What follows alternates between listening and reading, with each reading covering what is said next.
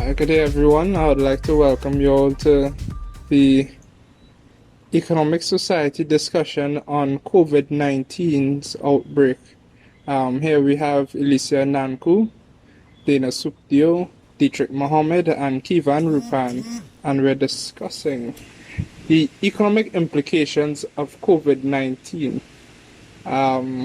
We'll also be delving into the world of politics and geopolitics a little bit. We try to stay away from political opinions and just remember the views and opinions expressed by us UWI students here represent just that.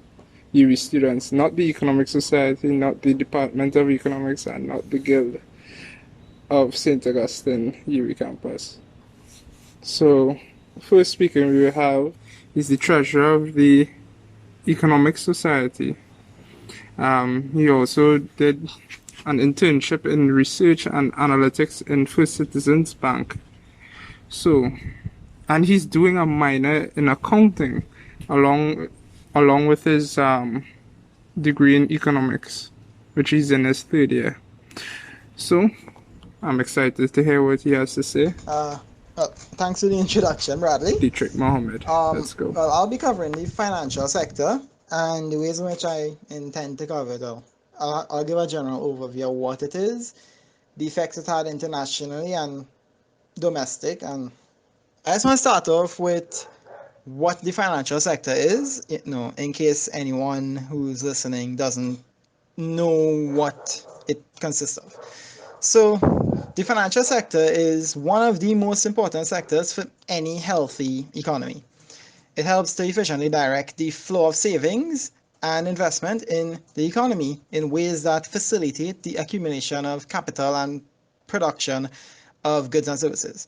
It is therefore a driver of investment within an economy, and we know in economics that investments is a key component in the makeup of GDP. So, what makes up the financial sector? So, the sector itself consists of, two levels, I guess we could call it. One is financial institutions, and the next is financial markets.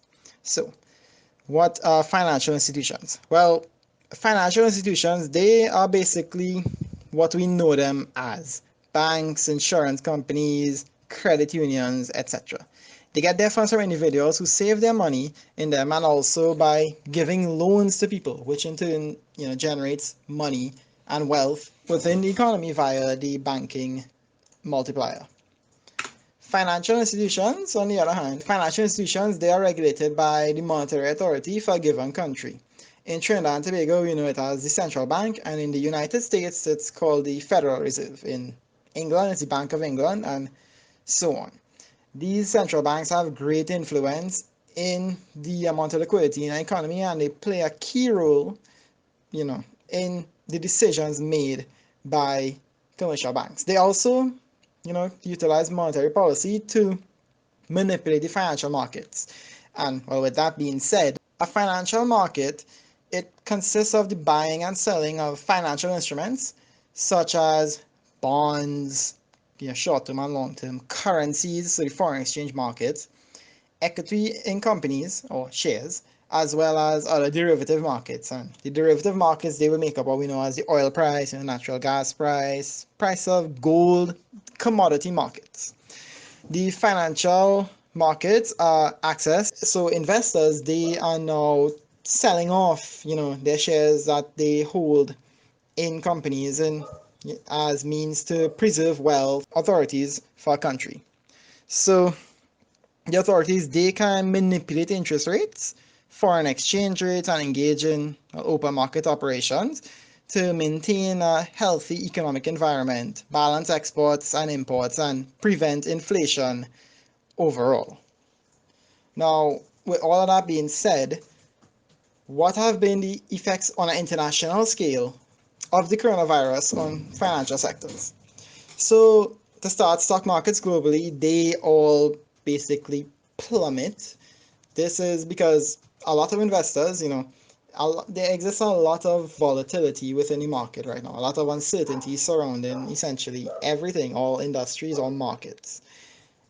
So investors, they are now selling off, their shares that they hold in companies and as preserve the liquidity as well. So some notable changes over the last month with respect to stock exchanges were the New York Stock Exchange. It fell from an index value of roughly 13,000 to about 8,800. Dow Jones Industrial Average approximately fell by 31.4%.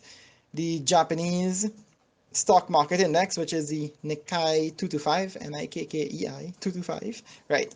That fell by roughly 29%. And the London Stock Exchange Index, the FTSE 100, fell by 32.9%. So globally, we've seen that stock markets, they shed approximately 30% of their values. Now, that effect isn't isolated entirely to global financial markets and economies. Trinidad and Tobago also faces an effect due to the fall in stocks globally because our Heritage and Stabilization Fund, that is comprised mainly of foreign equities and assets. So downfalls within the global markets would affect the value of the Heritage and Stabilization Fund, which in turn would affect its effectiveness for whenever it's used. So some responses of international central banks to the COVID-19 disease. The first one is the US Federal Reserve. They reduced their repo rate, which is the rate at which they charge commercial bank overnight loans. They reduced it to near zero. That it ranges currently from 0 to 0.25%, and this has been, their most drastic decision since the 2008 financial crisis. The Federal Reserve also said that they would repurchase billions in treasury bills and other securities in order to stabilize markets and preserve economic activity. And all this is a trend I'll see going on as I say what the other effects were. So the Bank of England, they dropped their repo rate from 0.75% to 0.25%. That is the lowest repo rate that they have ever had. And our next measure which the Bank of England has taken is allocating billions towards giving liquidity to commercial banks so that they can now give loans to businesses which would have a downfall in the time of this disease because, we know a lot of people would be quarantined and overall economic activity would drop and small, medium-sized enterprises would face the brunt of the decreases in consumption. The Bank of Japan, they pretty much offering 0% interest loans to businesses, and similar to the Federal Reserve, they purchasing equities and stocks in order to, preserve economic activity and prop up their economy from the virus. So all that being said, what have been the effects in Trinidad because of the COVID-19 virus? Our central bank followed essentially the trend that the international central banks are following. The Trinidad and Tobago Central Bank, we cut the repo rate by 150 basis points, which is 1.5%, and they also reduced the reserve requirements of commercial banks by 3%. In economic theory, these now would serve as measures to increase overall liquidity within the market, and as with what other central banks are doing to preserve economic activity, because now banks, they can, with the lowered interest rate, loans, mortgages, long-term investments as a whole would be more incentivized because the cost of borrowing is much lower. And then on top of that, with the lowered repo rate, banks are now capable to give out more loans, which via the banking multiplier would generate a lot more wealth within the economy. And in theory, it should mitigate some of the effects it will have in the economy. Secondly, the Trinidad and Tobago Stock Exchange, the composite index, which measures the value of all the companies traded publicly listed companies are traded, it dropped significantly within the last month. It fell from a value of 1,500 all the way down to a value of 1,328, and it's poised to fall even further because of the next one that I'm about to discuss. So this next point is what I would say is the most important which the COVID-19 virus has had on Trinidad and Tobago. There has been a drop in the petroleum industry, their prices. So price of natural gas and prices of oil, they have all dropped significantly. I mean, that isn't entirely a cause of the virus itself. There's also some geopolitical tension surrounding it, but right, those two factors put together has dropped the price of oil significantly lower, much lower than what has been budgeted in Trinidad and Tobago. And because of this, international rating agency S&P, Standard and Poor's, they reduced the Trinidad and Tobago sovereign credit rating from a rating of triple B to triple B negative. And what this is, the new rating is, borderline investment grade for our country.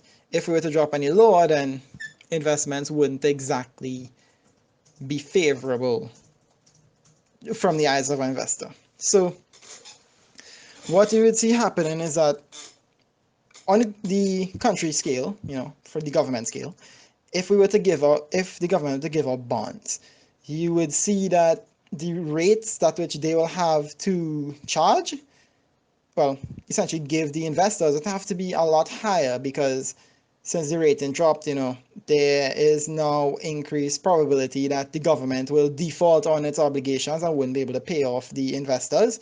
So, to compensate for that, they'll have to receive a risk premium. Additionally, we would see that the country itself would get troubles acquiring loans from other countries for roughly the same effect. We risky, and the persons giving you loans will not exactly be sure that they will be getting back what they give us. So if it is we do manage to get loans, it'll definitely be at a higher rate, so we'd have to give them like a lot more interest than before. Those two effects, they basically carry on into the corporate world as well. So in the corporate world, there's something known as the sovereign ceiling. This basically means that no corporate entity can have a credit rating that is higher than that of the sovereign, or the country in which they are domiciled in. So the country in which they do the majority of their work, where their main office is set up, they can't have a rating higher than them. So let's say, for example, you were an A+ rated company in an A+ rated country. If it were to happen that the country's rating were to fall to, let's say, a B, your business would automatically fall at a credit rating of B because of the sovereign ceiling, like I said before.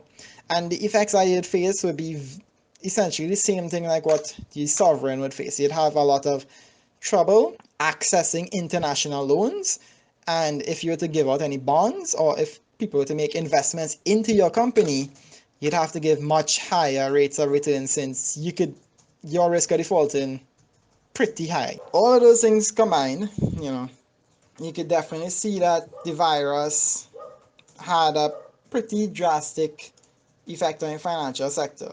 And central banks around the world all have been essentially forced to take emergency monetary policy to reduce the slowdown of the economies.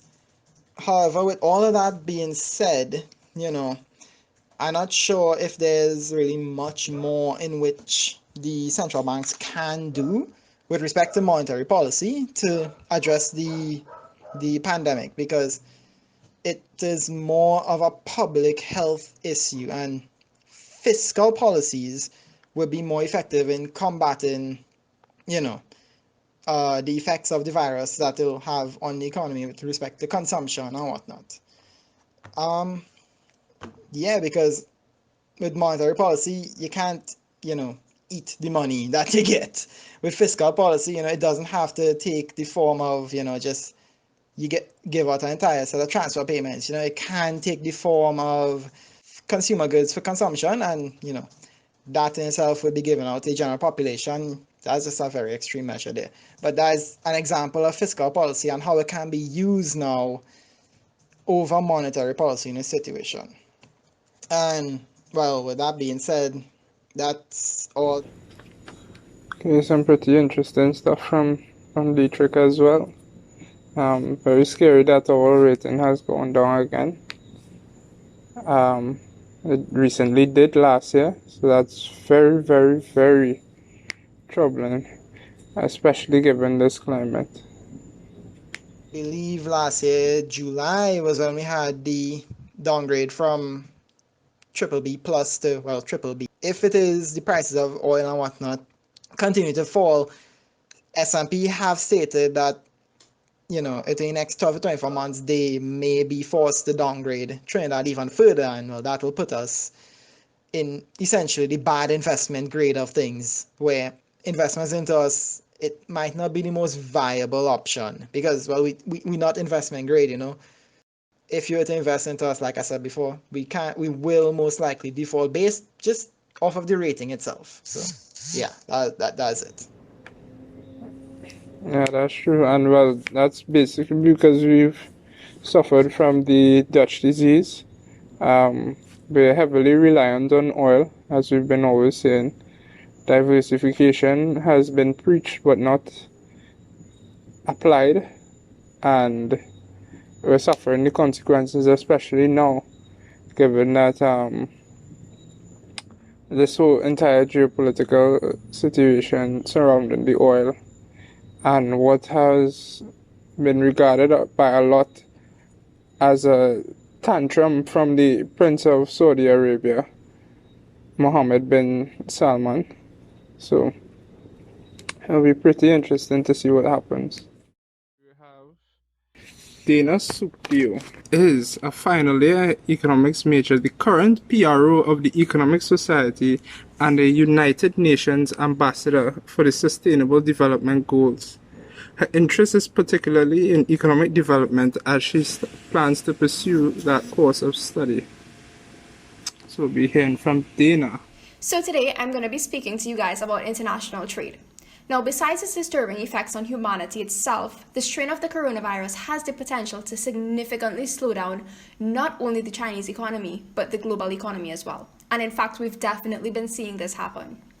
Now, over the last 2 decades, China has become the central manufacturing hub of a significant amount of global business operations. Their rising importance in the global economy is not only related to their position as a manufacturer and exporter of consumer products, but over time we have seen them become the main supplier of intermediate inputs for manufacturing companies. As of today, about 20% of global trade in manufacturing intermediate products actually comes from China. Now, due to the coronavirus, reports from around the world at the beginning of March actually showed that factories were taking a beating from this virus, and activity in China declined at a record pace. It was even said that any disruption in China's output is expected to have repercussions everywhere else through regional global value chains. And so said, so happened. Output contractions in China are now actually being felt all around the world, which further solidifies the notion of the key and rising role that they play in global supply.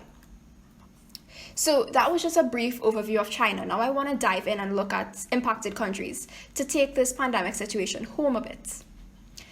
A reduction in Chinese supply of intermediate inputs can affect the productive capacity and the exports of any given country, depending on how reliant that country is on Chinese suppliers. So if vendors are dependent on goods imported from China, they are now having to seek alternative sources of production, and this essentially results in a backlog. This has reduced space in shipping containers and increased shipping costs, both of which are contributing to delay in supply. So for example, some European auto manufacturers may face the shortage of obtaining critical components for their operations. Companies in Japan, the same. and so on. So for many companies, these limited use of inventories brought by a just-in-time manufacturing process would result in shortages that will impact their production capabilities and, by extension, overall exports. In fact, according to the United Nations, listed as one of the most impacted countries was actually the United States, as they import things like machinery and equipment from China. Now, as China's economy shuts down, their supply of items to the US will now become scarce, and we will begin to see the US facing trouble in their very own production. So these disruptions are actually making it more difficult for the US, and in fact companies all around the world, but for the US to bring their goods to consumers. And these US companies will reduce their exports to the rest of the world in the coming months. Now, given that the US is actually Trinidad and Tobago's main trading partner, we can understand how the contraction of China's economy is going to affect Trinidad via this route. We'd see not only global supply chains being disrupted, but we will begin to see demand pull inflation, encouraging a lot of higher prices as the supply on the market will far exceed demand. And as the US engages in social distancing and quarantine and things like these to help get the virus under control, their manufacturing sector has already contracted since February, and this is going to reduce their demand for oil. Now, seeing that we export oil to the US, their decreased demand, partnered with the effects of the oil price crash, has the ability to trample on our energy revenues, leaving it to dust. Let's talk about trade in Trinidad. Now, according to our trade minister, trade in Trinidad with China may not be affected. But, of course, it comes with good reason to believe that because of the demand pull inflation, we're now going to face higher prices. So we may be importing less quantities for the same amount that we have been importing it for before. We are a nation that engages in a lot of international trade. In fact, we cannot survive if we do not engage in international trade. We have businesses abroad and our importation is generally very high. Our businesses here, particularly small businesses, face that threat of shortages in goods that are imported, and this can seriously hamper their business activity. To further add difficulty to that ease of business, goods must now be screened and put in a bond before they can be collected. So, with higher prices on overall goods and services, we see higher prices, particularly on food and grocery items, and I'd specifically like to talk about our potential for food shortages. Obviously, I'd like to draw attention to food security. Now, I'm going to be talking about food security rather than food for export purposes. Trinidad and Tobago is a net food importer, meeting as much as 85% of our needs from imports. This figure was just around 60% in 2000. Now, if the virus continues having the effect of slowing down economic activity, particularly in the agricultural sector, we can see the obvious potential for food shortages and increased prices in food, which we have already been seeing, by the way. As the virus spread and cases mount, there are actually countless ways that the food system can be tested and will be strained in the coming weeks and months. And with no food security, I think we can only imagine the catastrophic effects that this can have on us as a nation, as we cannot sustain ourselves at this point. In fact, the United Nations predicted that food supply is going to be disrupted as of April-May, and even though it's not noticeable yet, less production is more than likely, and it's going to be a big problem for import-dependent countries. That is us. Our statistics show that food imports crossed $5 billion in 2012, and we have a food import bill of around $800 million at this point, despite our economic challenges, that is. It has been widely claimed by the government and economists that agricultural diversification is necessary for food security and sustainability. Now, I really hope that it doesn't get to the point where it threatens our lives, and I hope that there is recognition now more than ever that we need to diversify our agriculture, not for export purposes or trade purposes, but for food security. So that brings me to the end of my opening remarks. And in conclusion, as an import-dependent nation, we have the potential to face threats to access of goods and services if the effects of the virus does not slow down.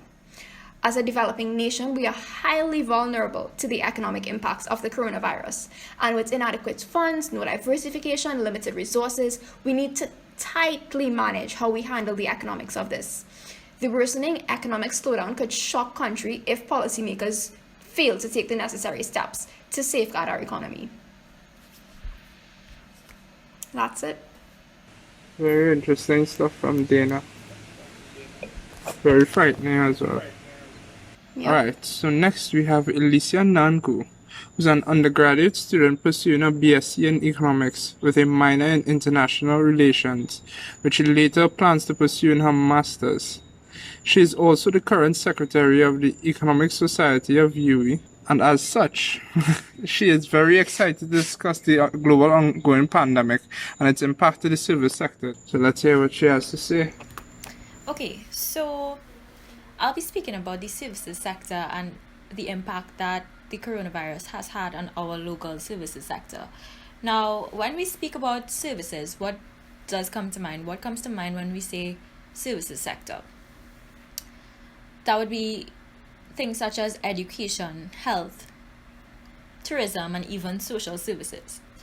And in doing my research for this discussion, I actually went to research the effects that previous pandemics has had on the globe. And I came across the H1N1, the swine flu pandemic, which took place. This originated in Mexico and it affected as many as 1.4 billion persons across the globe.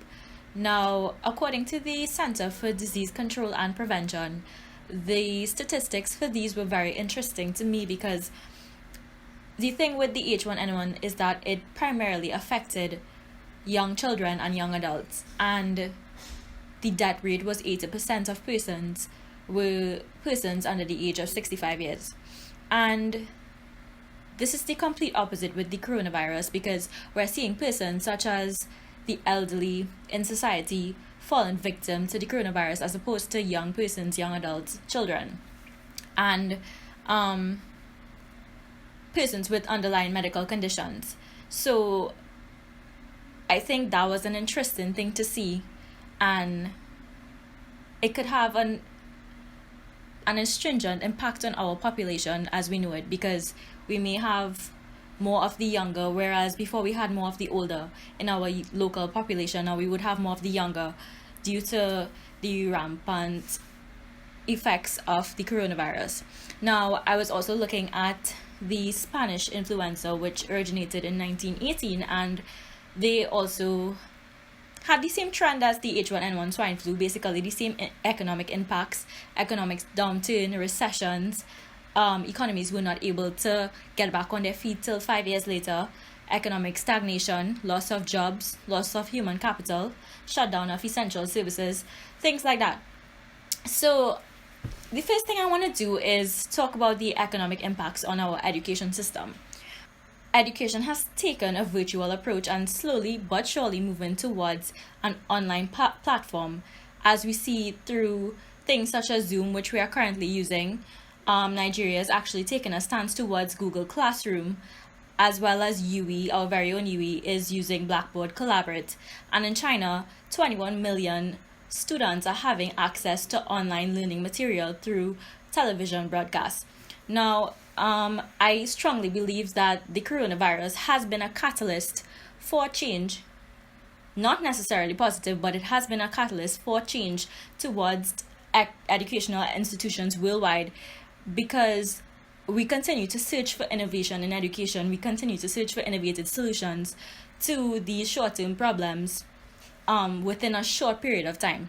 Persons would begin to see the global trend towards online learning becoming quicker and fast-paced after the pandemic has taken place, or during the pandemic. I think everyone has switched to online learning and would continue to do so within the coming months, because there's no way we could go back straight into face-to-face interaction right after pandemic is over. Now, what I want to talk about next is the health sector. And I believe that a major strain has been put on our already inadequate health sector in Trinidad and Tobago. And what I want to acknowledge, which is very important to acknowledge, is that our health sector, our Ministry of Health, our government, has put certain measures in place, and it's very important to commend them on this because a lot has been done by the authorities to combat the effects of the coronavirus. We see camps in Balandra, camps in Cora. The Cuba hospital has been utilized in order to mitigate the effects of the coronavirus. Our health sector has been pumping out major portions of revenue in order to keep up with the effects of the coronavirus. We have spent revenue on testing kits, on quarantine systems, on medication, and even money has been spent to bring nationals into the country. At the end of the day, what happens when we reach our maximum capacity, when these camps in Balandra, in Cora, the Cuba hospital, when these things become filled to capacity, what happens next? What do we do next? So I think this is all dependent on the route that the virus takes within the next couple of weeks. And we see things like in Italy where they are forced, doctors and nurses are forced to decide who lives and who dies. So I think in that aspect, the health system is very sensitive to changes in the virus and the strain that it poses on Trinidad and Tobago. And next, I want to talk about tourism. Now, I think the tourism industry is basically non-existent, in the type of a pandemic. Our borders are closed to international travel, and tourism is a major export of our small island Caribbean states. And I think we see this in China, where tourism accounts for 11% of their GDP. So what happens in a situation like that?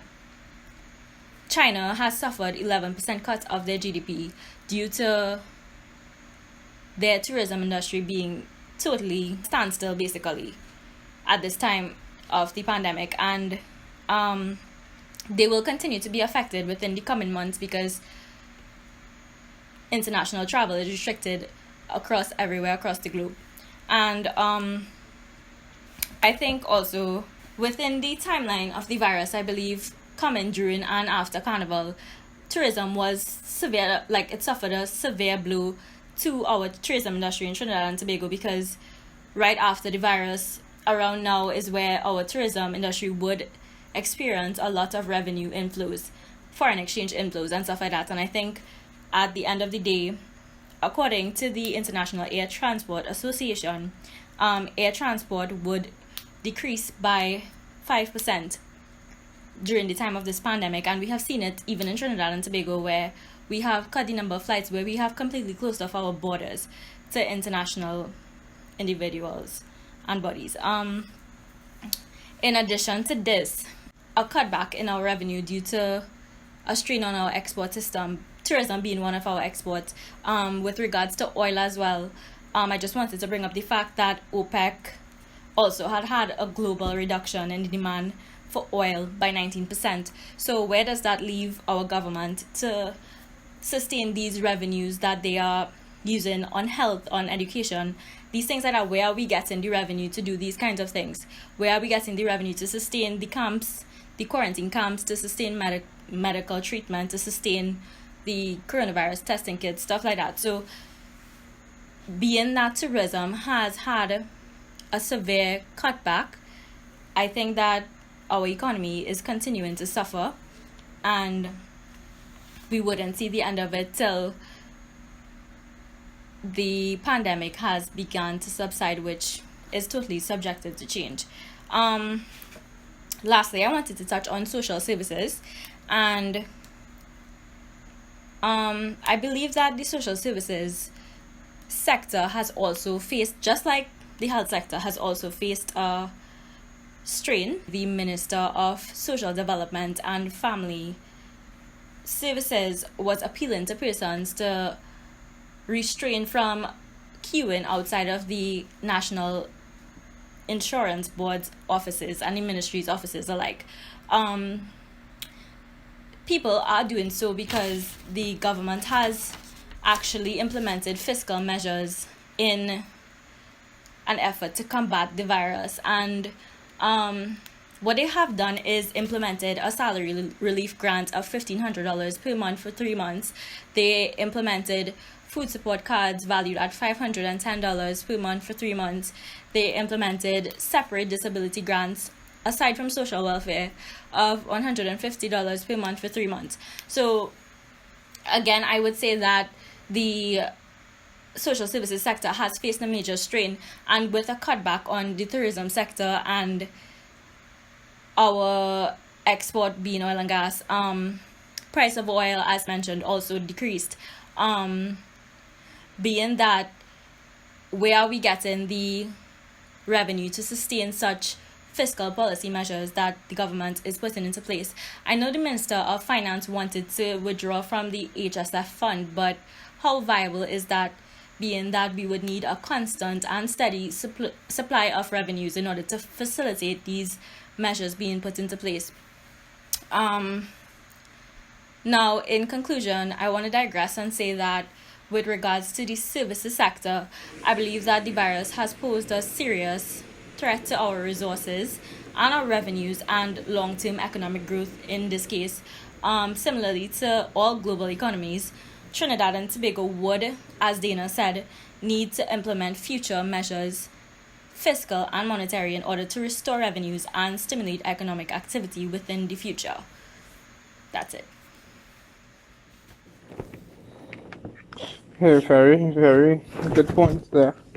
Because we do want to have all these things in place to support our citizens and businesses during this time of the pandemic, during this time of crisis rather, and it's very unfortunate that we have to wonder very hard where this support is going to come from our very limited HSF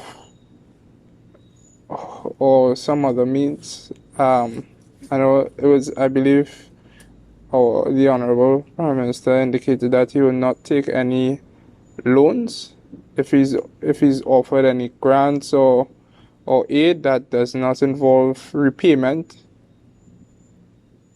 I think he's open to taking that, but no, I think that's a fair idea given our debt burden that already exists. I think it's somewhere around 66,000 per capita, as in per citizen.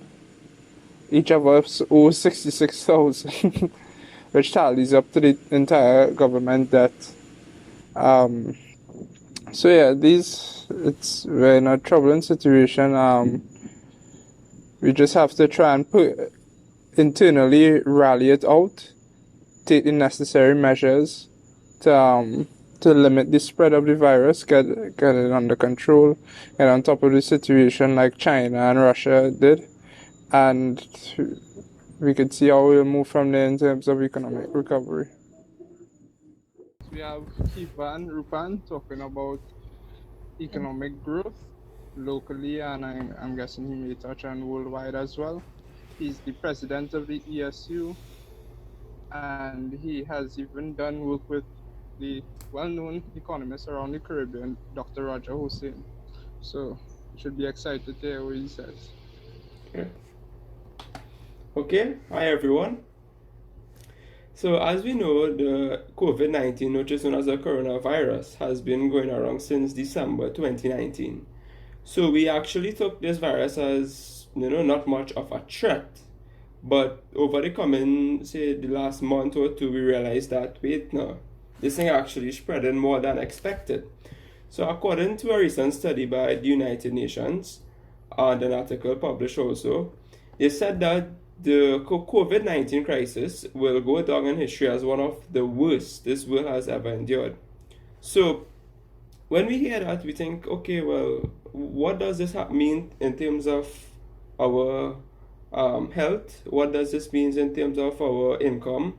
What does this mean in terms of regional development, in terms of economic growth, and also in terms of just security in total? So this virus basically, it endangers an essential global public good, our human health, and it will impact an already weakened global economy. It mainly affects it from two basic sides, as you may know from economics, is basically from the demand and supply side.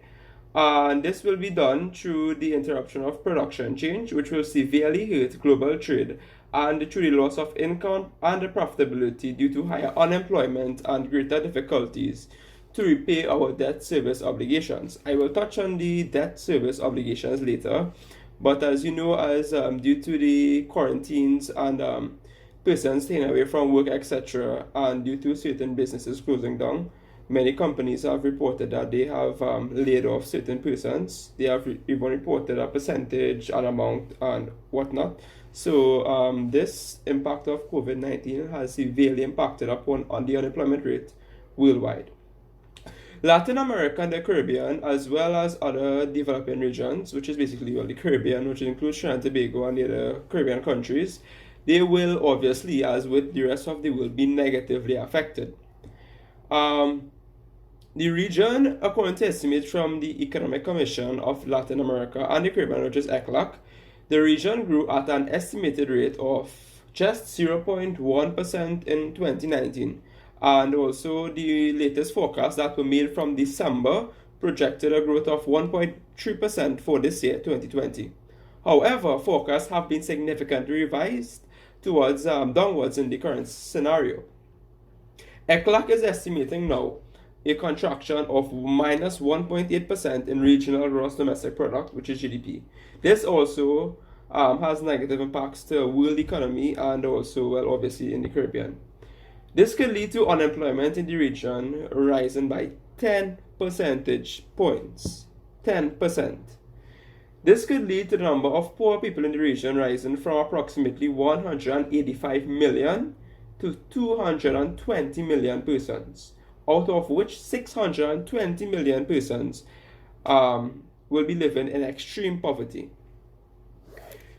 The quantity of people, let me start over with that sentence. Out of a total population of 620 million persons, the quantity of persons that will be living in extreme poverty due to the impact of COVID-19 could possibly rise from 67.4 million to 90 million persons. Okay. I will break this down into 5 separate channels. The coronavirus will affect the Caribbean region through 5 different channels. The first channel of transmission of this crisis is the effect that the decline in economic activity in several of the region's main trading partners will have on the country's exports of goods and services. China, for example, is an important destination for exports from several Latin American economies, and it is the top trading partner of Chile, Peru, and Brazil.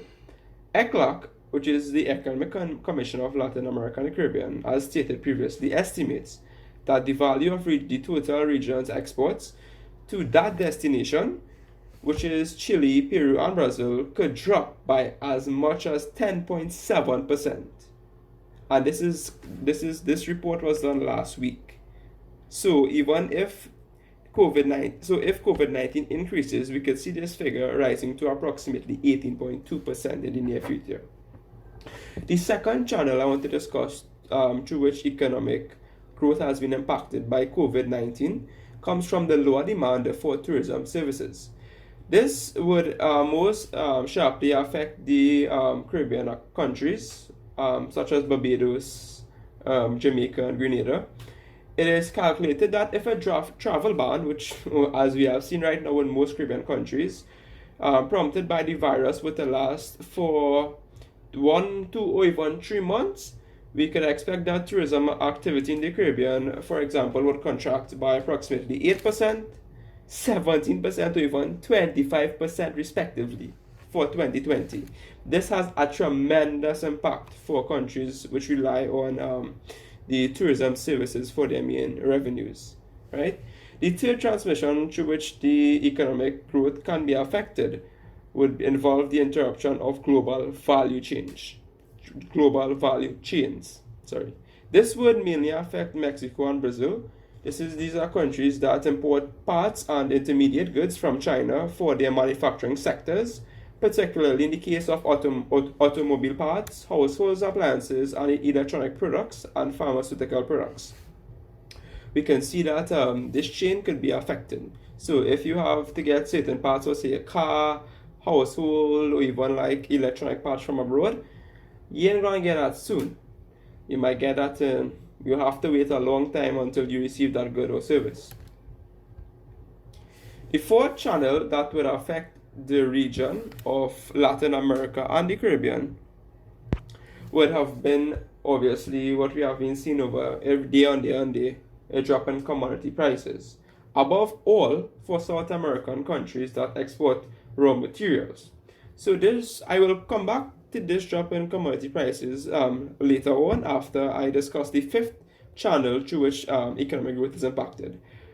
So the fifth transmission channel stems from greater risk aversion on the part of investors and the worsening of global financial conditions. These effects can be seen by the various impact on the stock market indices in the United States, London, Tokyo Stock Exchange, and also the Chicago Board of Options Exchanges.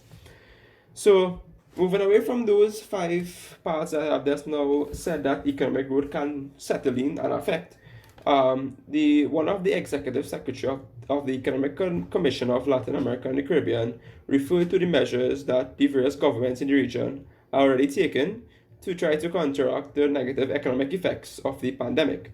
So basically what she stated was that these range from the sanitary steps to reduce and prevent contagious effects to social containment measures that seek to protect the most vulnerable groups, which is the elderly, smaller children, and whatnot. Well, we can see in any country, whether it be in our country, in other Caribbean countries, or in foreign countries, the government's also taken economic, fiscal, and monetary measures that involve increased spending, lower interest rates, intervening in the foreign exchange markets, suspending bank credit fees, provided lines of credit for the payment of company payrolls, freezing the reconnection fee for households that fail to pay their amenity bills, and the actions to avoid depleted stocks of basic goods, among others. So, I'd like to stress on the importance of obviously protecting the most vulnerable groups from this crisis, particularly the elderly, the low-income sectors, and the poor. The degree of inequality is also important in assessing here the extent to which the crisis will impact on the most vulnerable groups of society. So basically, the more unequal a country is, the more vulnerable groups will bear the burden of the economic impact of the pandemic and the fewer resources they will have to fight the pandemic. Finally, among various heads of governments throughout the world, the highest authorities call for global and regional coordination and cooperation to fight with COVID-19. At the end of the day, what we really need to consider is what will happen to multilateralism. There must be more integration. Without a doubt, we must move towards greater coordination, and this public policy must be addressed now in order to circumvent any challenges that we may face in the future due to our current social and health crisis. Now, this pandemic has the potential to reshape geopolitical globalization, but it is also an example to recall the benefits of multilateral action. This is what, for example, the UN Secretary General Antonio is trying to do. He said that see how the policy coordination can serve to support developing countries, since the asymmetries between developed and developing nations will be ever more clearly noticeable. We have definitely already seen this with the movements of social discontent against these models of globalization that are not meeting people's expectations. So, come back down to the more financial side. Classically, a financial crisis cripples an economy's supply side. There is a long history of such crises, and policymakers have learned much about dealing with them. But this coronavirus, it extends liquidity and capital problems to the real economy, and does so at an unprecedented scale. As though the twin risk of the financial and real liquidity shocks were not enough, they are also interrelated, raising the stakes. I'd like to talk a little more in detail on the two parts for the COVID-19 to deliver structural damage in a U-shaped scenario. We have two main parts, which is firstly the financial system risks and the extended real economy freeze. So basically, with the financial system risks and the impact on the economic growth worldwide, the unprecedented COVID-19 shock has already generated stress in capital markets, triggering a forceful response from central banks. If liquidity problems persist and the real economy problems lead to write-downs, we can expect capital problems to arise. While from a policy perspective, we may know the solutions, which basically bailouts and recapitalization of banks. This may tend to be politically controversial. In the case of a financial crisis, the capital formation would take a huge hit, which in terms drives a prolonged slump with damage to labor and productivity as well. I'd like to quote from the International Labour Organization. They did a study using econometric models on the impact of COVID-19 on the world of work. Main points are that the low scenario, where GDP growth drops around 2%, they said that global unemployment would increase by 5.3 million, with an uncertainty of 3.5 to 7 million around the world. There is a mid scenario where GDP growth dropped by 4%, and we can expect that global unemployment would increase by as much as 13 million, of which 7.4 million is from high-income economies or countries. Now, the high scenario is where the COVID-19 has serious disruptive effects. So the International Labour Organization states that reducing GDP growth by around 8 to 9%, this will lead to global unemployment rising to 24.7 million persons. So moving away from that and ending my point of the two major impacts, I would like to move on to the extended real economy freeze. So the truly unprecedented possibility, months of social distancing could disrupt obviously capital formation and ultimately labor participation through working, doing our various jobs, etc., and productivity growth. Unlike the financial crisis, we expect that an extended freeze of this magnitude, which will be more lockdowns, state of emergencies, restricted mobility, which is not restricted mobility, but more quarantining and stuff, this could have a high magnitude damaging the supply side, which would be new territory for our policymakers. So now I'd like to just, before I come to my concluding point, I would like to touch on, to summarize the economic impacts that I have just now stated, worldwide, regionally, and in the Caribbean.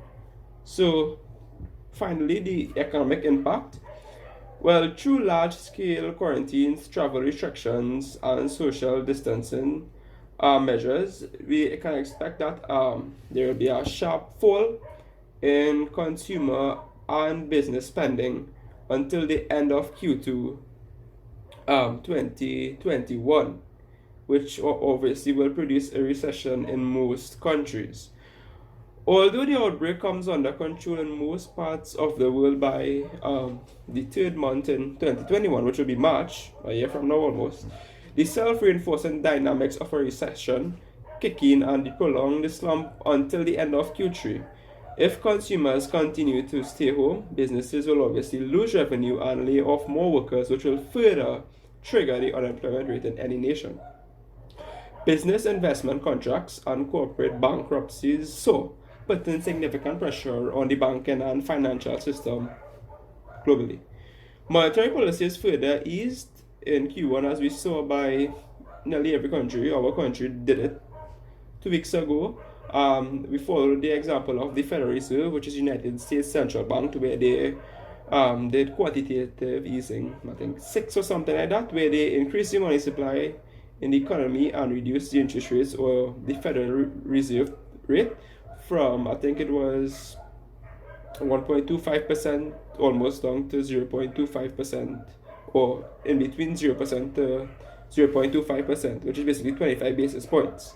So we expect that citizens will not be investing or investors will be pulling out of their investments and going into a safer strategy um, to hold or to safe balance their money. So, for example, persons who not using the bank, who did not use the banks before, or who hardly use the banks, now they will prefer to saving their money instead of investing.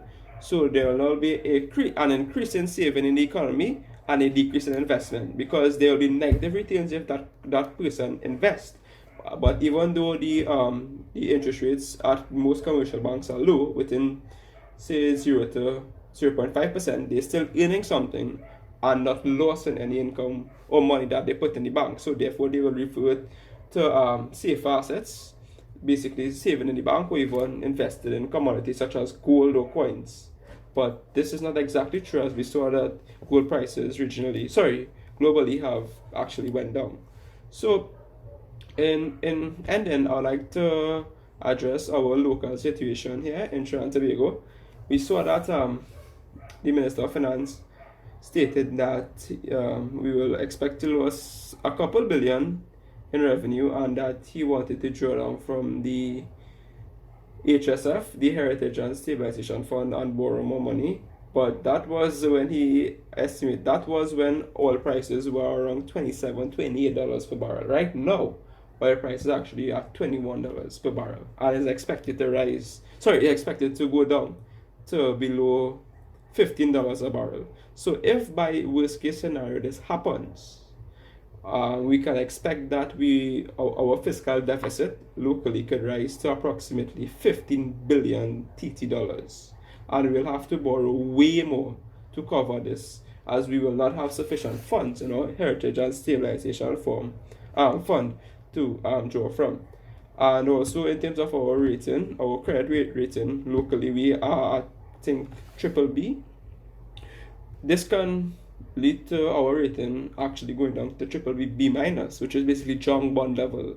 So we'll be at a higher default risk. Our interest rate payments will be high, and consumers and people around the world would not want to basically invest in our economy because we are at a high risk of default due to the higher levels of debt that we may be taking on if such a situation arises. And we know that our economy locally is very susceptible to like changes in the volatility of commodity prices, hydrocarbon revenues, etc.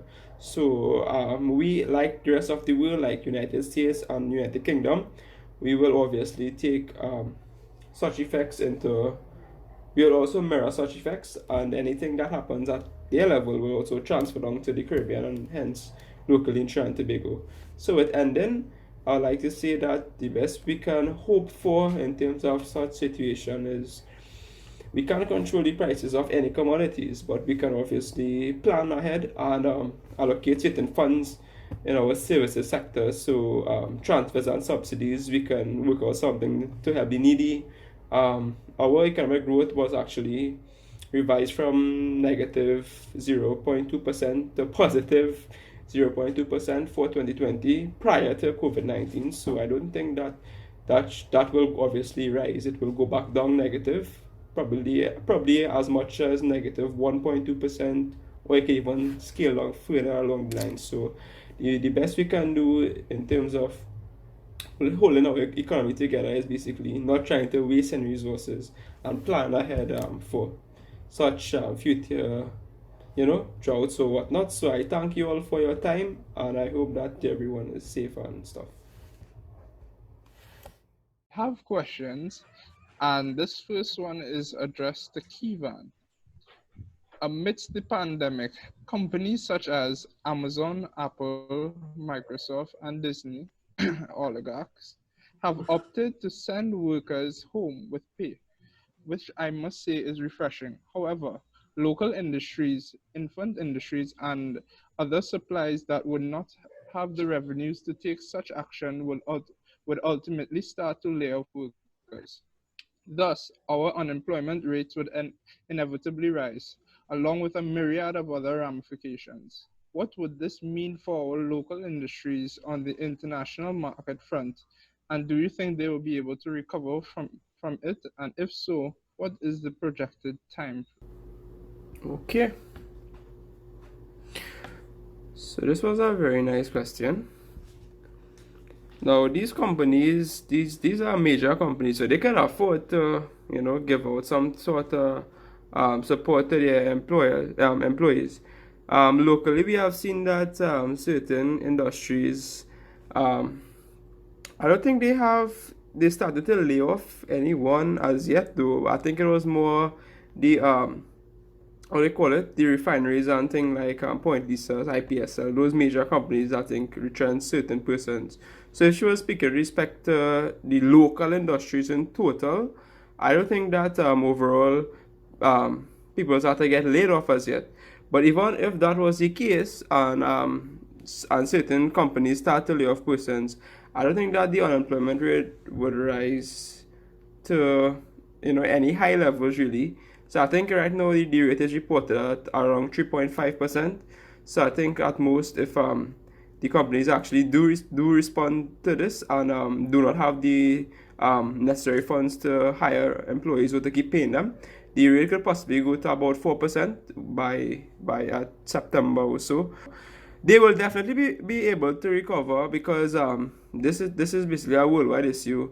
The time frame that they would be projected to recover, I would say in my opinion, would be about a year. So by next year March, by 2021, so we should expect our local industries to have back some sort of liquidity in their reserves or cash flow to keep employees, to even hire back more and keep paying them their regular salaries. At much, I don't think that it will affect the unemployment rate by much. Or it might increase, but not substantially. And I think that even if certain employees are unable to get some sort of salary or whatnot, they can apply it with for the grant or whatever the government was saying, and NIB could help them out to any company could really assist them through insurance or whatnot. So I don't think that this will affect the employees of local industries hugely. I mean, obviously they wouldn't be earning as much as they would in the previous months because their salary would be cut. Some of them wouldn't get paid, they might get half day or what. So I think they should be able to more than survive on the salary. Obviously it wouldn't be the same, and as I said, it will be around a year at most for these industries on the local front to recover from this challenge. So yeah. In relation to what Keevan was saying, I think right now, currently in the middle of the pandemic, you would see a rise in unemployment rates.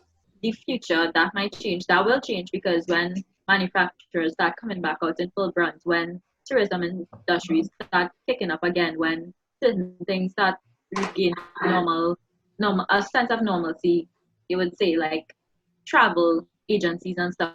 Mhm. Right now, what happens to pilots? Where's True, their source true. of income? Where is source of incomes for air hostesses, for you know um mechanical engineers who solely work on aircrafts and whatnot? Like, where are their sources of income? So I feel like unemployment right now is kind of in a economic downturn spiral.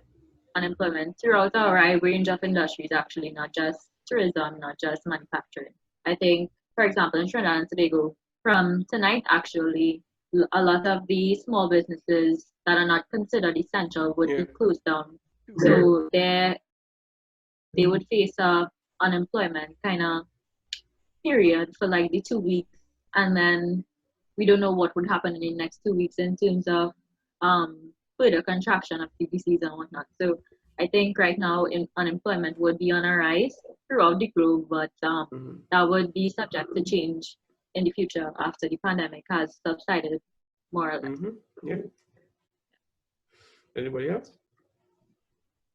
All right, so the next question is for Dietrich, and it goes: from observation, I have noticed that the spread of COVID-19 virus falls precedent to the occurrences of 100 years ago, World War I, which similarly impacted most countries across the globe and was met with significant decline due to the disruption of daily activities.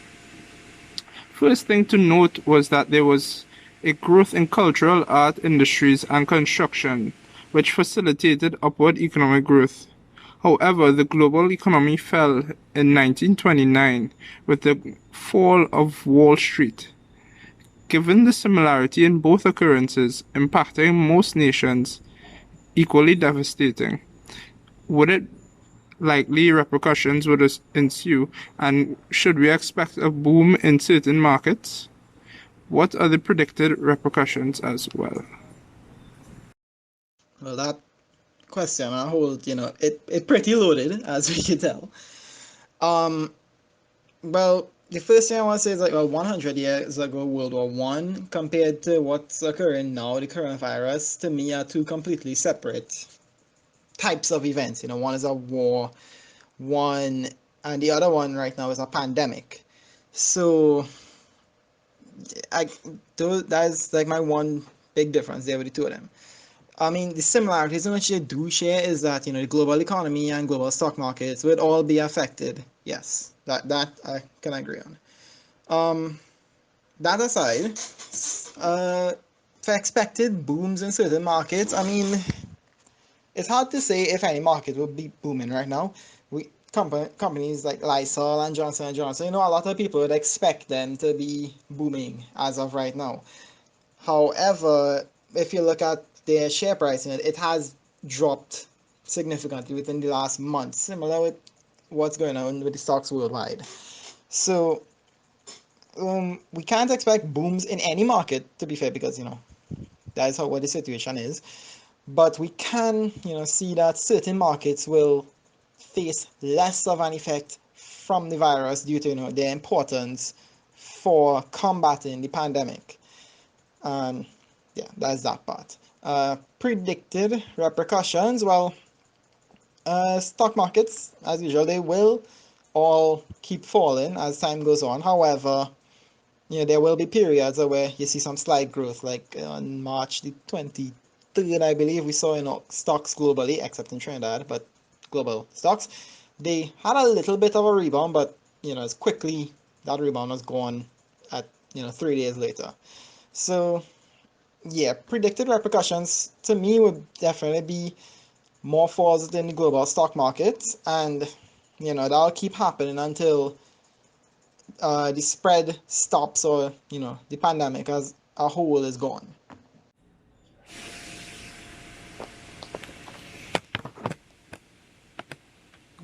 Okay.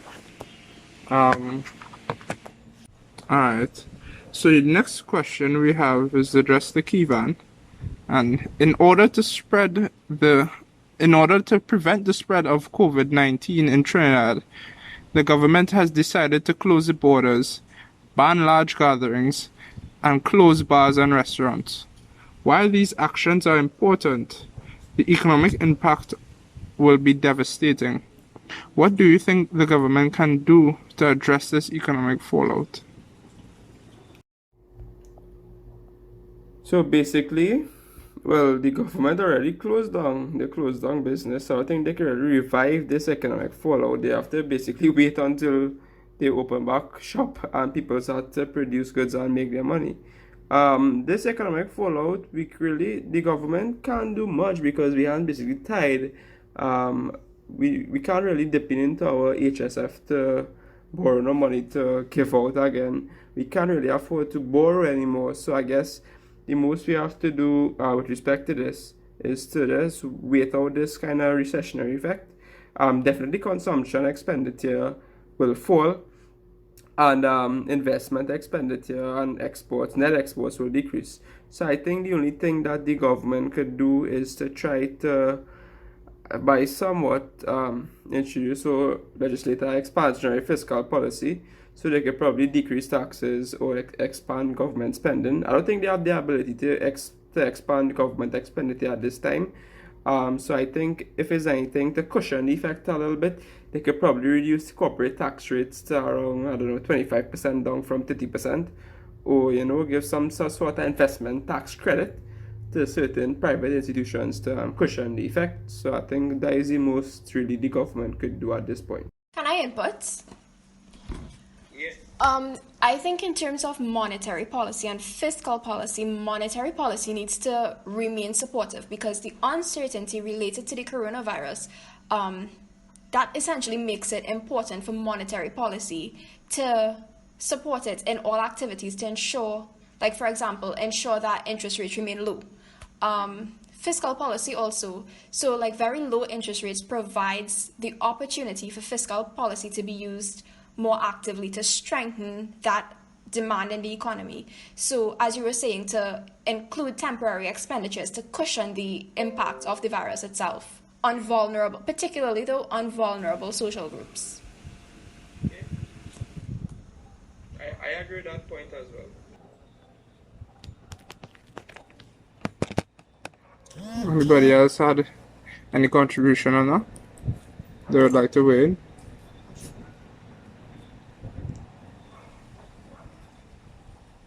Crickets. I mean, I guess I'd have to say, with respect to monetary policy, I mean, you can take some form of monetary easing even further, if need be, than what has already been done, in order to try to cushion the effects of it. But at the same time, too, fiscal measures are more so what are needed in this type of scenario to, mitigate the full-blown effects of the virus. Like I mentioned in what I was saying, you can't eat your money at the end of the day.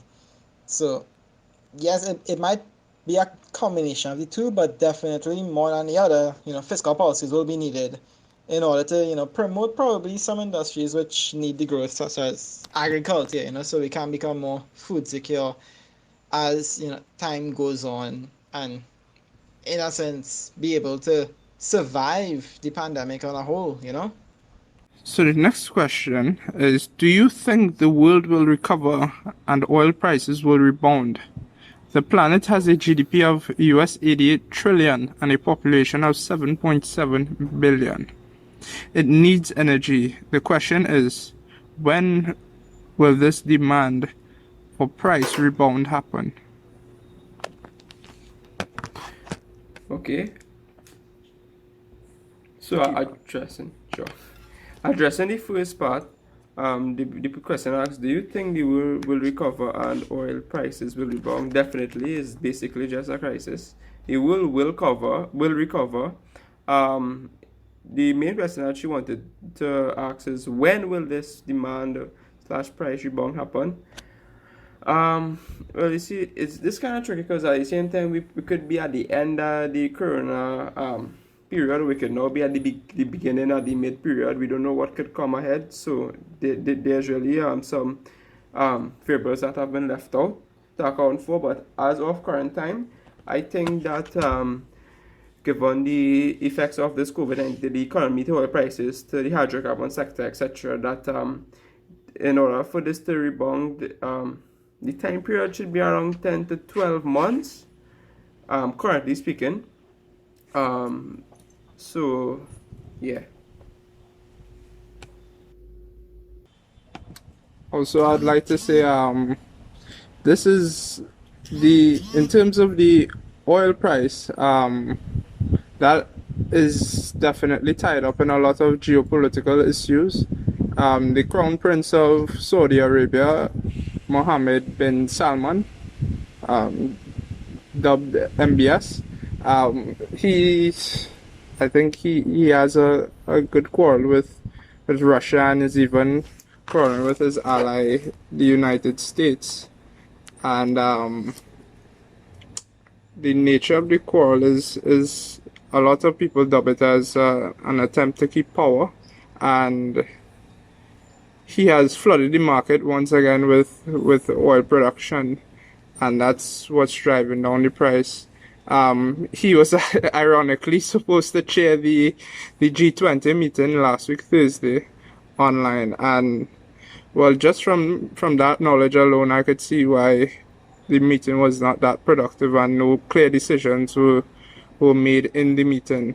So it's really in terms of the oil price, it's really a geopolitical issue, and it's which is quite frankly entirely separate from this pandemic. So Yeah, we'll just have to wait and see how that politics plays out on the global scale. I'll just make it quick. In order to answer this question, I think it's important to note, as somebody previously mentioned, that each economy has a different rate of recovery.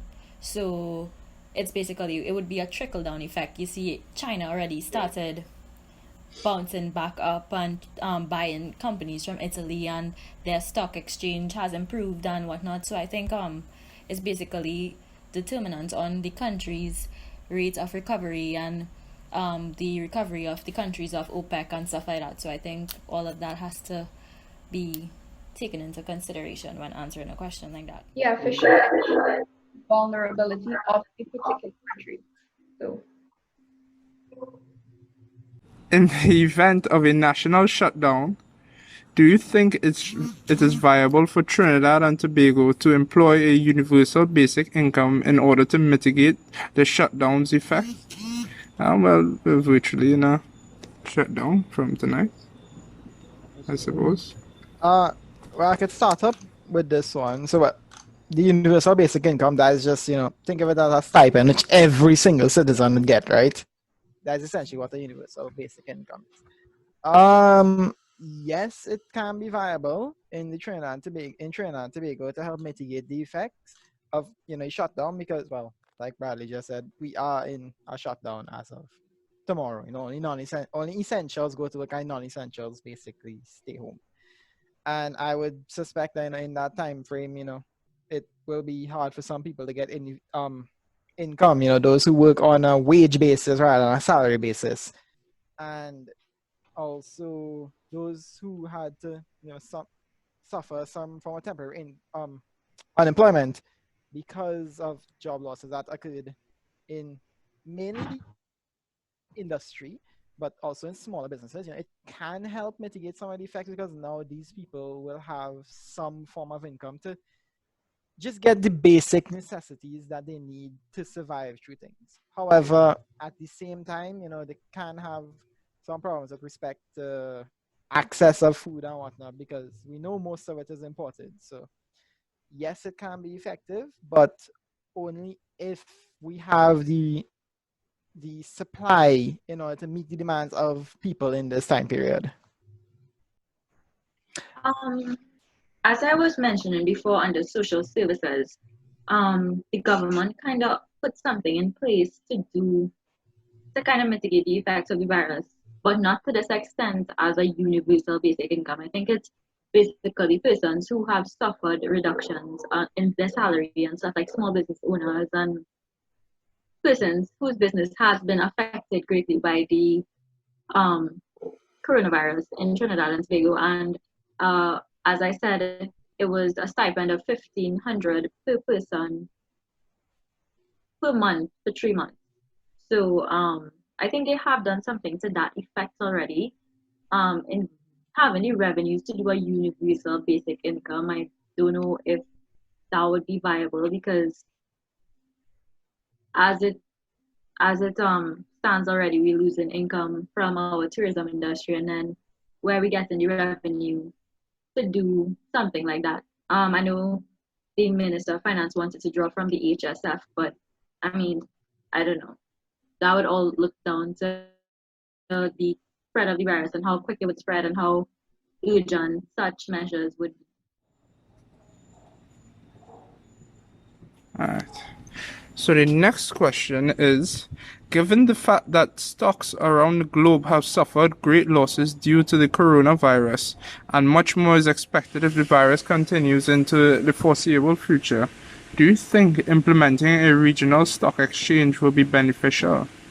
Very interesting question. Indeed.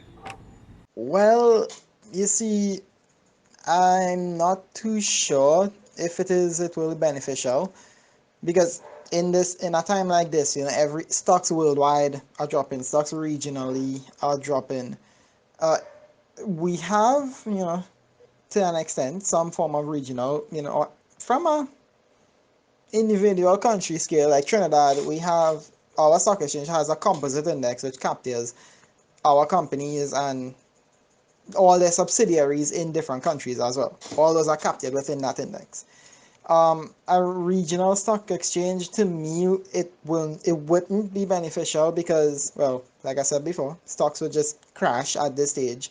But also because I think it would bring a lot more volatility into it'll have a lot of volatility at play within the stock exchange because each company on there would be affected by their own individual countries' economic climate, social climate, political climate, things like that would all start to come into play, and it might just be overwhelming on a whole for investors to really keep up with the entire thing.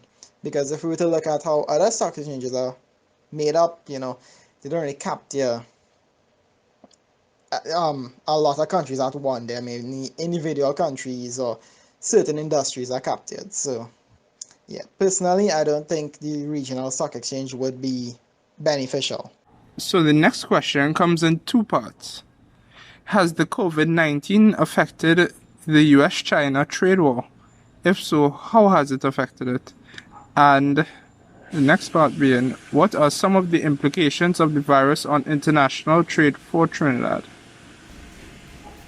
Okay, well, while the trade war is no longer the top concern because of the COVID-19 panic, if US tariffs on China are left in place, the recoveries of the US, Chinese, and world economies will likely to be slower and weaker, obviously. We know that President Trump's trade war sent the US manufacturing and transportation industries into a recession in 2019, and the coronavirus outbreak this year has further damaged that aspect of global trade. As far as it's right now, the US still has most of its tariffs placed on, I think, $360 billion worth of Chinese imports after Phase 1 trade deal, which was signed in mid-January. Now, if the US tariffs increase costs for American companies that import Chinese goods, and with fewer customers making purchases as the coronavirus pandemic slows demand, the trade war is going to be a bigger drag on the economy. To be honest, all in all, my opinion is that the trade war is more a political thing, and I'm not too optimistic that they're going to want to change that because even though it's problematic, the politics of it will just come into play. What could potentially happen, though, is that the trade war with China would weaken crucial links in the US medical supply chain. Hardliners within the Trump administration are trying to desperately avoid reducing tariffs on imported medical supplies from China. There is pressure, obviously, to relax these tariffs and stuff, but I think the administration is trying to hold out as much as possible to not reduce these tariffs. Yeah. For the second part of the question, well, I think that was more or less covered in my discussion, some of the implications on Trinidad. So in terms of businesses, business activity, the ease of doing business, and things like that. And, well, just to comment on the part of the trade war, there are a lot of people that actually believe that this is part of the trade war. There's evidence coming out that it did not start in China, but those things are controversial and have a lot of political agendas that could be attached to it very easily. But what I could comment on is the fact that it is being politicized and it is becoming part of the trade war, even if it wasn't initially part of it. That could be seen by things like Trump calling it the Chinese virus, I think it was. And a lot of misinformation being spread as to just how China's government has handled it and stuff. So it is being politicized. It is becoming part of the trade war, even if it wasn't originally manufactured as to be part of it. But it's very disappointing and distasteful to see that these things cannot be put to rest at a time where we need to come together and make these solutions to this problem happen. This next question is directly for the president himself. Due to the COVID-19 pandemic, would you expect Trinidad and Tobago, after recovery, to fully embark on a campaign to ensure that agriculture and lowered import dependence becomes a priority? How should they begin to do this approach, if so? Okay. A very interesting So, question and very relevant. true. So for the first part, she asks if after recovery to full embark on a campaign to ensure that the and becomes a priority. Basically, for the first part, this is more political than economical. You have to look at the two parts. So I'm thinking that the Trinidad had kind of hard. I don't think that they actually learned from their Dutch disease experience or whatnot. So I think with respect to the agricultural front and lower import dependence, I think that I don't see that any way that Trinidad would learn from this lesson really. I mean, we still continue to shy away or shun away the agricultural sector. We still import dependent. We import a lot of goods and services. We import certain vegetables that we used to grow and export. We now import it also, cassava and all kind of thing like that. So I think that in Trinidad they definitely wouldn't embark on a campaign to revive this agriculture or reduce our import dependence anytime soon. I do not see that being happening. With respect to the second part, if by chance they do approach it and would like to, reduce the import dependence and increase the agricultural production and whatnot, the first major implication, the first major point that they need to consider is to reallocate budgetary funds to the farmers or to the agricultural sector. I think last budget, which was the 2020 budget, they actually allocated only 1.2 billion, if even so much, to the agricultural sector, which is basically nothing. They're like $12 per farmer to basically grow his crops or whatnot.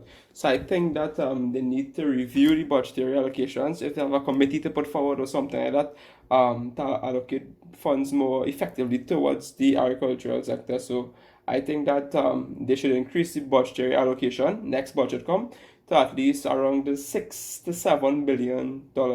I mean, that's quite a lot, but if you work it out per farmer, per cost of production, it actually isn't that much. So I think they should increase the budgetary allocation first to begin with, to solve that issue. Secondly, I think that in terms of import dependence, being blunt, we need that evaluation.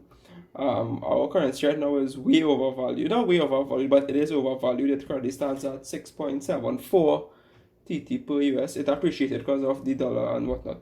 But I think that a devaluation of around $8 TT per US dollar should do the job in terms of getting net exports increasing, or basically telling people locally, hey, stop importing so much goods and services. You can buy them here and support the local farmers or whatnot. So I think the two main points is, firstly, one, to review the budgetary allocation to the agricultural sector, and secondly, we need a depreciation.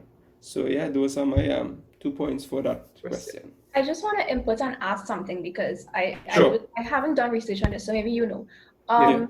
You said we needed a devaluation of the dollar, right? But remember, when we devalue our dollar, it comes under the assumption that we are exporting, and we're not exporting right now because of the oil market. We have no diversification.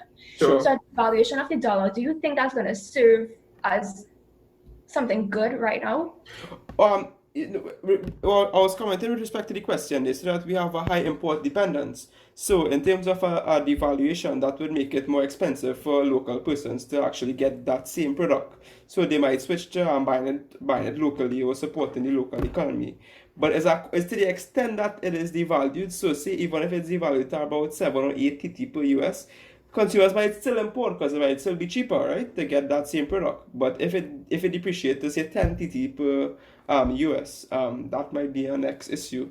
But right now, on the general question, how we are not exporting, a devaluation might not be our best choice. But with respect to the question, businesses here run their operations based off they import, so that's just going to Yeah, it will increase their cost of doing business, Yeah. increase their cost of production. True. And what we see over time is that businesses, if the currency devalues, the businesses don't say, hey, well, let's support local. They just go, they shut down their business or don't engage at all. Yeah. So that's also something to kind of consider. Sure. Yeah, definitely need But to the next side of that as well is that for a while now we've been experiencing a shortage of US dollars. So the devaluation would actually help that situation. And a lot of businesses, I personally work in town. I interact with a lot of business retail stores in town which are heavily reliant on US to get their imports for resale for their stockings. And a lot of them have been driven out of business because, in a sense, there are few people who have proper access to US. And like in terms of I work in a B-Mobile store, and there are a lot of other phone retailers who were forced to buy wholesale locally, which are basically what we will call back pricing. So it hurts them, and it's been driving them into closing their stores, and this has been happening for a while. I mean, you could take a walk around town and see how many stores are closing. That's prior to this year and this entire pandemic situation. But for a while now, since we've been in this recession and experiencing the US shortage, which I think was around 2015, it's been like that. So there is another side, and Keevan's view on in terms of if you would lower food dependency, it's a very realist view, but it more than likely might be the working theory, given that diversification has been a buzzword since at least the 90s, and we've made no progress in that matter. Almost every consecutive year in the budget, the allocation for agriculture gets lower and lower. There seems to be very lazy thoughts in terms of initiatives that should be pushed in agriculture. It just overall seems to be very neglected. I think that may be a worldwide thing, but its impact on us is not nice, and we should, as a smaller nation that could quicker have a handle on our things, should more push agriculture in terms of gaining food security. And we as university students, we from the ESU, and I hope a lot of people throughout the university are tuning in here as I say this, we should be pushing agriculture. It has its own faculty. We should get some initiatives started, and I'd like to see more initiatives being pushed from the university as well throughout the next year. So that should be good. You were looking at the devaluation of currency in an attempt to strong arm the population into supporting the local agricultural industry, basically. Yeah, correct. I do agree with that point of view. So my turn on that point of view is, well, for one, it does have other measures which can be taken outside of devaluation. You know, you have import taxes, tariffs, import quotas. All these things can be put in place over devaluation of a currency. I believe that research done by the current chief economist at the IMF, Geeta Gopinath, she did some research about it on devaluation of currencies, and her research showed that it is pretty ineffective in terms of, you know, solving those type of problems. So that is where my view now is, instead of devaluation of the Trinidad dollar, we do know it's overvalued, but we'll just have to deal with that as is right now. Fiscal incentives should definitely be put towards agriculture because, well, we all know the allocation is low, and also, like I said, other policy measures can be taken in order to reduce our level of imports within the country. So, yeah, that's just my 2 cents. Yeah, I agree with your part with respect to the subsidies. It's not the subsidies, the quotas and import taxes and stuff. But at the same time, we don't want to hurt trade at too much. But I believe that if we are more strict with those rules and we actually increase the duties or the taxes for certain products like those imports, that should really trick also. And that research done by the IMF chief economist actually I have to read up on that, but it's an interesting point that you noted to us. So Yeah. we'll definitely consider it, and thanks. Alright, so this one is for Elicia. Do you think Trinidad and Tobago and the wider Caribbean would now adapt to online learning in the long run after the COVID-19 pandemic? What can be the expected benefits to the economy due to this change if adapted? Okay, well, right now, basically, we are being forced to adapt to online learning, to online platforms in education, because there's no option to receive face-to-face lecturing sessions or learning material, physical learning material, and stuff like that. So I do believe that education has been essentially nudged and pushed into change to online learning opportunities, and this can be a gateway to surprising innovations in the future, I believe, for online learning, for online education on a whole. And I believe that resilience can be built into our education system in this way to survive things such as these pandemics, natural disasters, because this is not the end of it all. I mean, basically, in the future, we would see certain things that would inhibit our physical education system. And what else we gonna turn to? So I think, yes, the Caribbean specifically could also benefit from such an experience as this, because then we would be future gearing ourselves to online learning as opposed to always opting for the face-to-face interaction and the face-to-face lecturing and whatnot. I think the second part of the question looks at expected benefits, and I think that public-private educational opportunities could grow in importance from this. Partnerships, if I must say so. For example, education institutions could partner with the government, with technological companies, educational professionals in the field of technological progress and stuff like that, people that would network, as to say, telecom network, stuff like that. I think this could foster partnership among these institutions and local educational institutions as well, in order to reshape our educational system in a way that we could face the brunt of things such as a pandemic, and that when we face things such as this, it wouldn't be like the be it all end it all kind of thing. We wouldn't have anywhere to turn. We would know how to adapt to a situation as such, and we would continue like life as normal. Education would continue as normal once we learn how to adapt. So as I said, it could be used to reshape our educational system and experience such as this. And as I mentioned before when I was speaking, I said that I thought the coronavirus was a catalyst to change in our education system, not just regionally, not just locally, but globally. Because you see everyone receiving education online. As I mentioned before, Nigeria using Google Classroom. We are using Blackboard Collaborate, Zoom.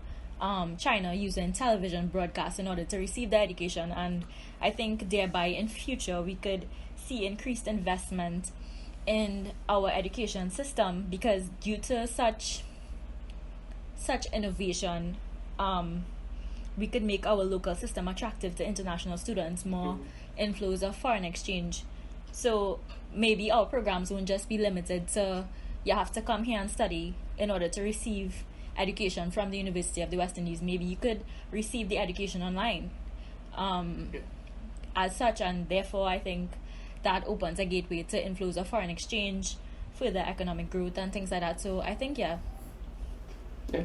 I'd like to comment with respect to that part, the second part of the question, with respect to the expected benefits to the economy of this change. I'd like to break down into two main parts.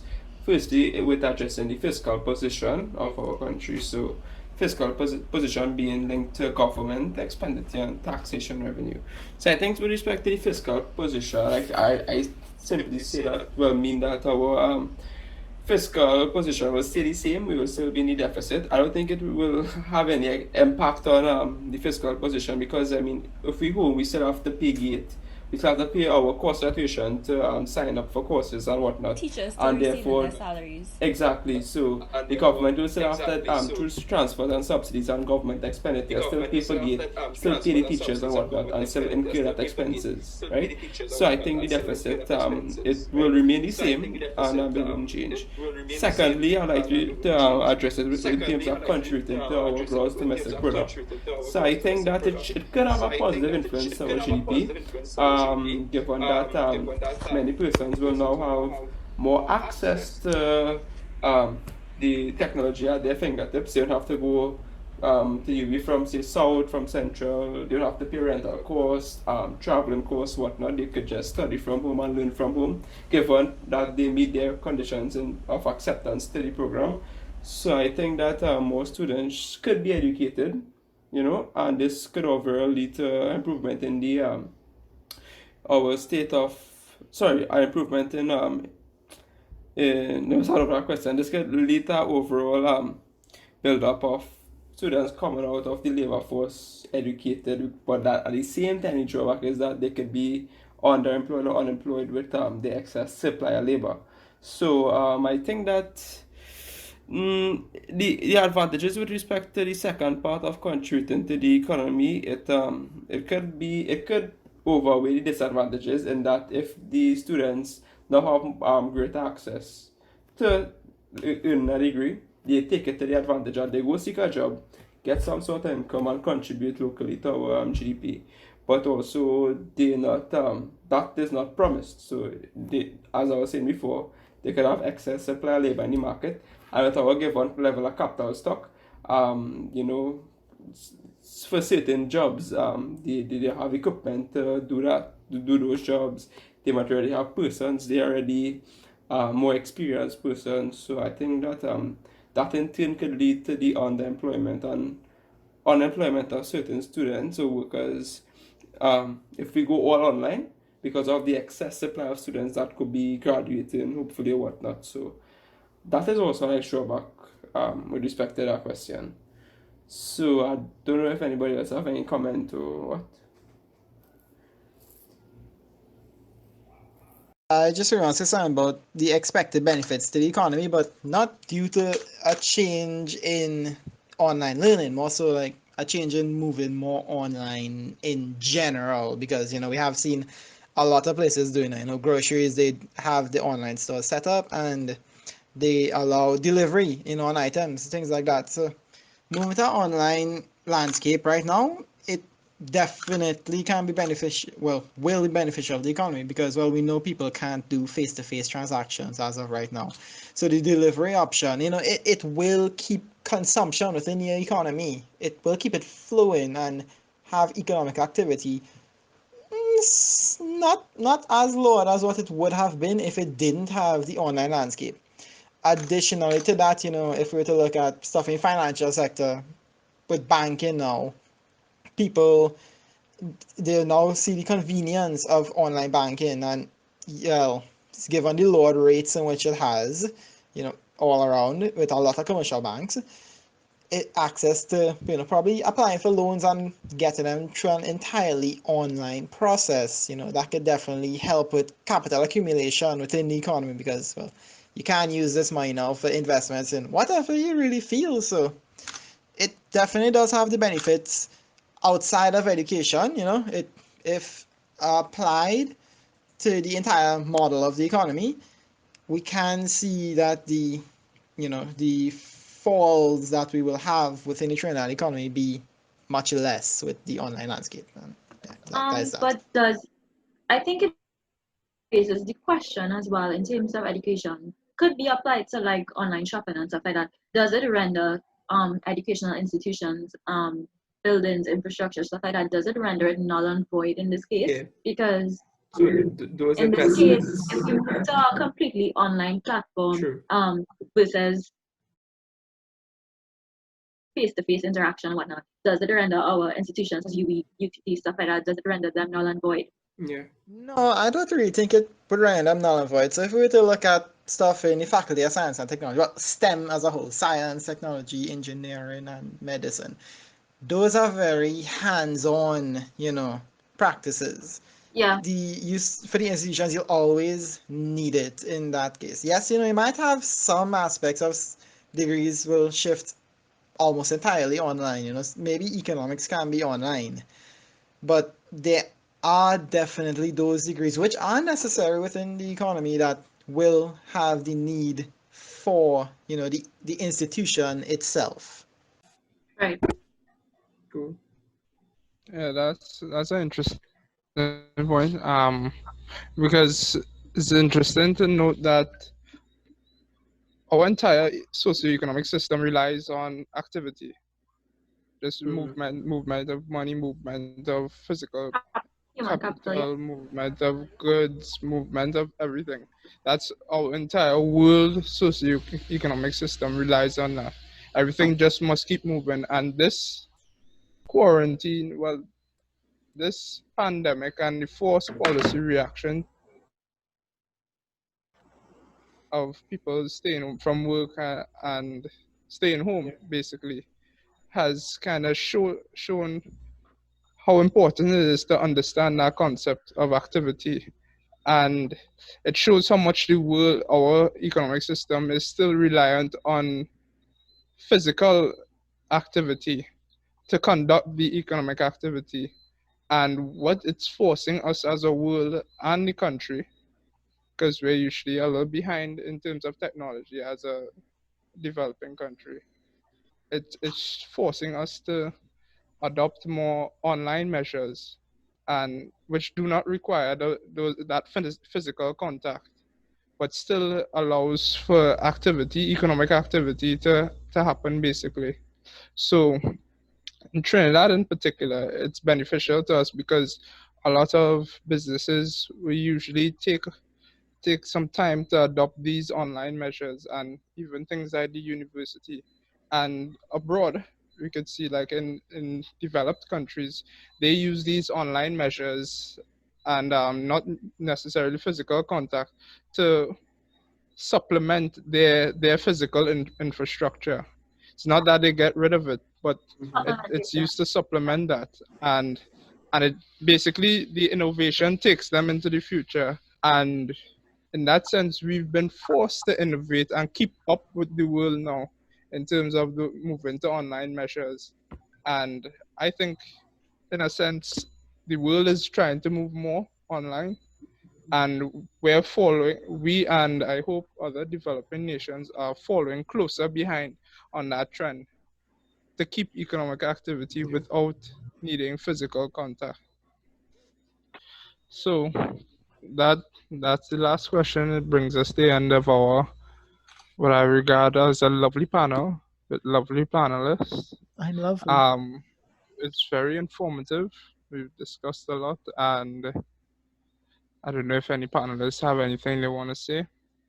I myself may say that we focus a lot on the economic impacts of this pandemic, and in general, I would say that in analyzing something like this, because I've been listening to other people who like persons who are involved in analyzing the SARS epidemic and the Ebola outbreak, and well, those who may have gone into history to watch the 1918 outbreak in the Spanish flu, Spanish virus.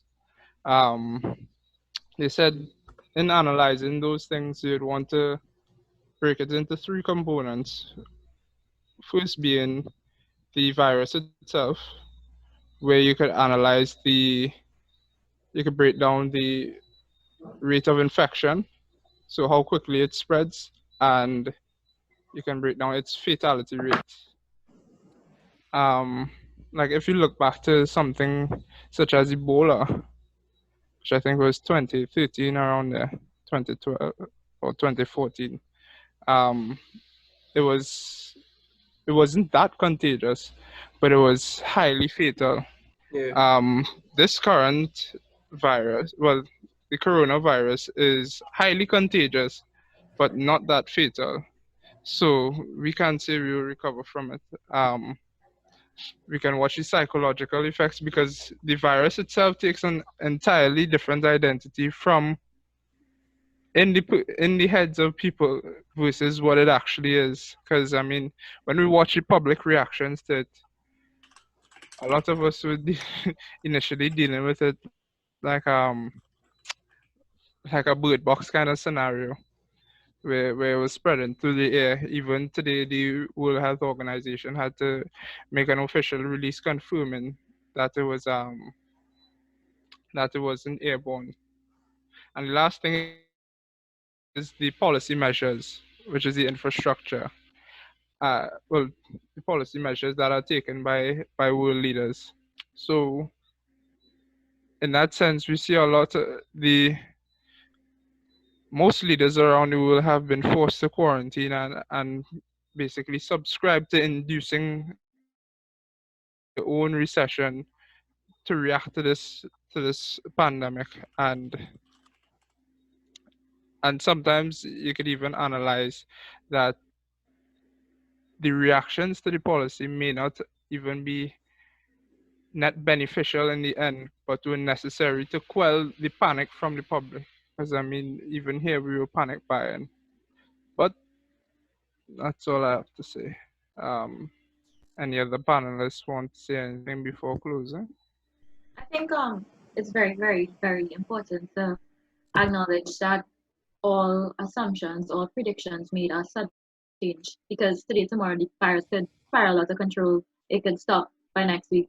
So I think everything that we said here today is subject to change based on the pattern and trend that the virus would see globally, regionally, and internationally. So yeah. And the news flow is really rapid on this thing. Yeah, so it's just important to stay updated. I'd like to thank everybody for frankly making it this far in, in our discussion. We had fun preparing it. These are the humble opinions of five undergraduate students. So I hope it was informative and it could quell some of the questions you all may have in general. Keep updated with the weekend. Your guild is always also working for you, and keep connected to your clubs.